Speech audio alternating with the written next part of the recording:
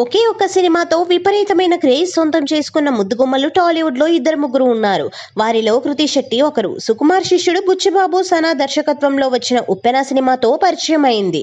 Mega hero Vaishnav Tej నటించిన ఈ సినిమాలో కృతి శెట్టి తన అందం, అభినయంతో ఆకట్టుకుంది.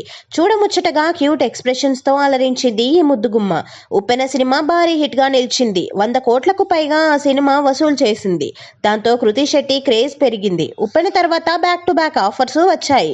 వచ్చిన అవకాశాలు వదులుకోకుండా సినిమాలు చేసింది ఈ ముద్దుగుమ్మ. ఉప్పెన తర్వాత నేచురల్ స్టార్ నాని హీరోగా నటించిన శ్యామ్ సింగరాయ్ సినిమాలో నటించింది ఈ బ్యూటీ. శ్యామ్ సింగరాయ్ సినిమా కూడా సూపర్ హిట్ గా నిలిచింది. ఆ తర్వాత నాగార్జున, నాగచైతన్య కలిసి నటించిన బంగారాజు సినిమాలో చేసింది. ఈ మూవీ కూడా కృతి శెట్టికి హిట్ తెచ్చిపెట్టింది.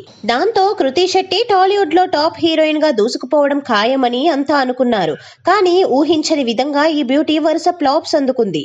ఈ అమ్మడు చేసిన సినిమాలన్నీ వరుసగా ఫ్లాప్స్ అయ్యాయి. ఆ అమ్మాయి గురించి మీకు చెప్పాలి. ది వారియర్, మాచర్ల నియోజకవర్గం, కస్టడీ సినిమాలు చేసింది. ఆ తర్వాత ఈ అమ్మడు శర్వానంద్తో కలిసి మనమే అనే సినిమా చేసింది. ఈ సినిమా కాస్త పర్లేదు అనిపించుకుంది. వరుస ఫ్లాప్స్ పలకరించడంతో ఈ చిన్నదానికి అవకాశాలు తగ్గాయి. ప్రస్తుతం మలయాళంలో ఓ సినిమా చేసింది. తాజాగా కృతి చేసిన కామెంట్స్ ఇప్పుడు సోషల్ మీడియాలో వైరల్ గా మారాయి. కృతి మాట్లాడుతూ, ఉప్పెన సినిమా బిగ్ హిట్ అయ్యింది. కానీ కొంతమంది నాకు ఫ్లాప్ వస్తుందని ఎదురు చూశారు. కొంతమంది నాకు ఫ్లాప్ వస్తే నన్ను వేలెత్తి చూపించాలని అనుకున్నారు అని తెలిపింది.